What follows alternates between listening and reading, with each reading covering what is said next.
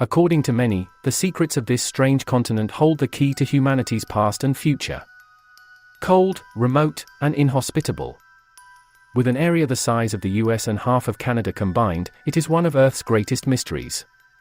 It is the coldest continent on our planet with an average temperature of -55 degrees Celsius, and is the place with the least rainfall, but its winds reach a speed of 327 kilometers per hour. The first explorers came to the icy continent about 200 years ago in search of whales, and since then Antarctica has become one of the world's greatest treasure troves of knowledge, some made public, some of them not. Antarctica is the only continent that does not have a permanent population. At any given time, however, 1,000 to 5,000 people from dozens of countries reside on it. They inhabit stations scattered across the continent and are usually tasked with conducting research in various fields of science. These stations used to be just wooden shacks. Today's bases, however, are proud representatives of a peculiar Antarctic architectural style. In this video, we will share with you some of the most shocking events, revelations, incidents, and conspiracy theories on the continent. If you like what we do, you can support us by subscribing to the channel.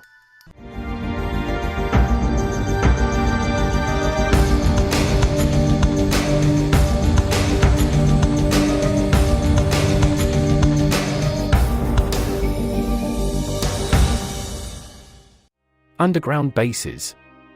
Satellite images have located two large inlets extending beneath the surface of Antarctica and the sea ice off the coast. Russian scientists set out to investigate them, and discovered the remains of what they believed to be a secret Nazi base built in 1942. It is located on the island of Alexandra Land.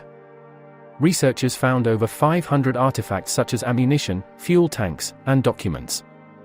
This, of course, immediately gives fodder to conspiracy theorists who have claimed for decades that the Nazis had secret bases in Antarctica, to develop superpowers with alien technology, or that even Adolf Hitler hid there after the war. According to one such theory, the Nazis sent a large team of scientists, soldiers, and construction workers to Antarctica in 1938.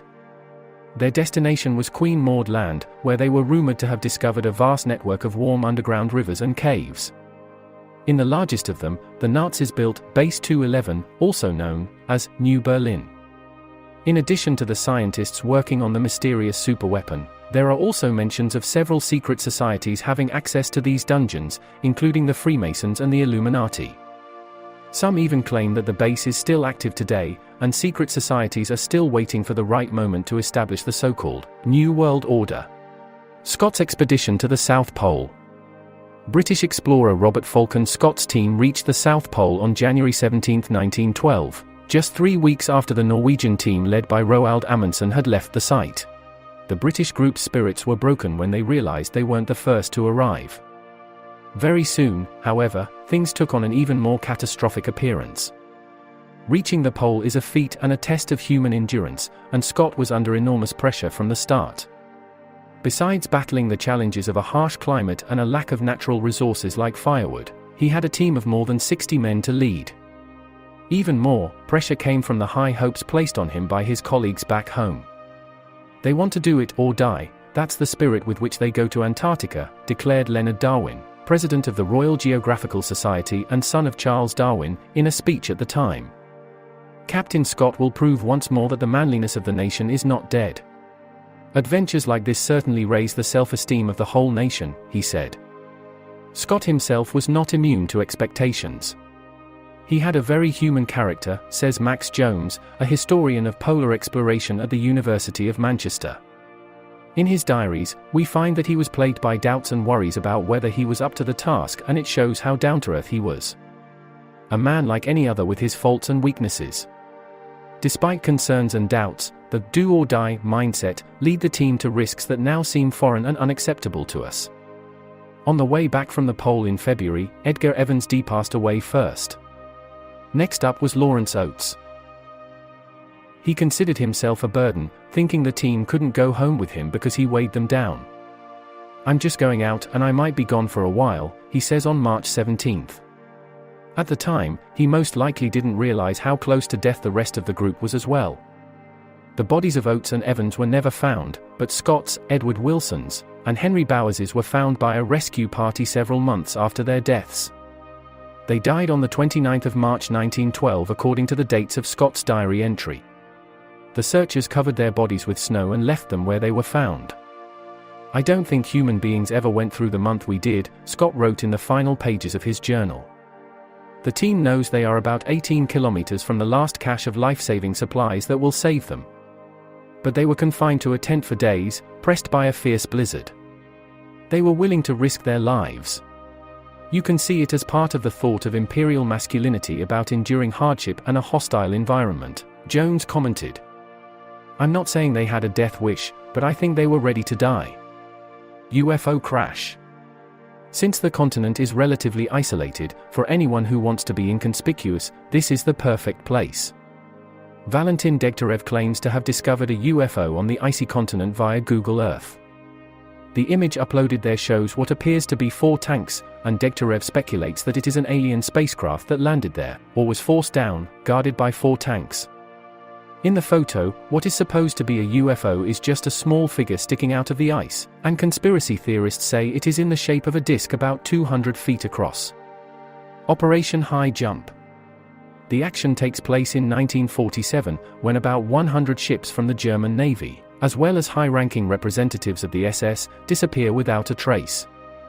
It is not clear if they hid or if something else happened to them. However, a conspiracy theory links this to another event that took place in the same year, 1947. American Admiral Richard E. Byrd led about 4,000 soldiers, an aircraft carrier, submarines, etc. in an operation called High Jump, which essentially aimed to invade Antarctica. After 2 months, the operation was called off, allegedly due to numerous deaths due to inhumane conditions. Still, conspiracy theorists believe that this was just an excuse and that the soldiers were well prepared and trained. They claim that the admiral actually encountered strong resistance from the Nazi flying saucers, in quotes. Most controversial was the admiral's statement to a Chilean newspaper, in which he warned that the United States must take measures to protect against the possibility of an invasion of the country by enemy aircraft coming from the polar regions. The admiral explained that he doesn't want to scare anyone, but there is a real danger that in the event of another war, the United States will be attacked by planes coming from one or both poles. "I must warn my fellow citizens that the time has come, when we could take refuge in our isolation because we felt that we were at a safe distance, protected from danger by the surrounding oceans and geographical distances. The poles are no longer a guarantee of our safety," Byrd said at the time. August 1982, Ambrose Morgan, Kevin Ockleton, and John Cole. 3 men embarked on an expedition to a nearby island in the middle of the Antarctic winter. The sea ice is hard and they reach Petermann Island easily. The aurora borealis is visible in the sky, unusually bright and strong enough to disrupt communications. The team managed to reach the island safely and spend the night in a beach hut. Soon after, however, a major storm completely destroys the sea ice. The group remains stranded, but this does not bother them as there is enough food in the lodge to last the 3 of them for over a month. Over the next few days, the sea ice fails to solidify as the storms continue. There are no books or newspapers in the lodge, and contact with the outside world is limited to scheduled radio transmissions to the base. 2 weeks soon pass. Transmissions are short as the batteries in their radios are getting low. The team is already getting restless. Penguins appear and circle the hut. They may look cute, but their smell soon drives men crazy. Things are starting to get worse. The group gets diarrhea as some of the food in the lodge turns out to be much older than they thought. The smell of penguins doesn't make them feel better. They kill and eat several to increase their supplies. The men wait with growing impatience, complaining of boredom on radio transmissions to the base. On Friday, August 13, 1982, they were seen through a telescope waving at the main base. The radio batteries are exhausted. The sea ice has morphed again, giving hope of escape. 2 days later, on Sunday, August 15, the group did not establish contact with the base at the appointed time. Then comes another big storm. The men at the base climb to a high point where they can see the island. All the sea ice is gone again, due to the storm. The 3 men were never seen or found again. These deaths have led to changes in the way people work in Antarctica. As a result, they live and work more safely there today. Although terrible incidents still occur. On this hostile continent, many lessons have been learned from earlier tragedies. If you like this video, please share it and subscribe to the channel.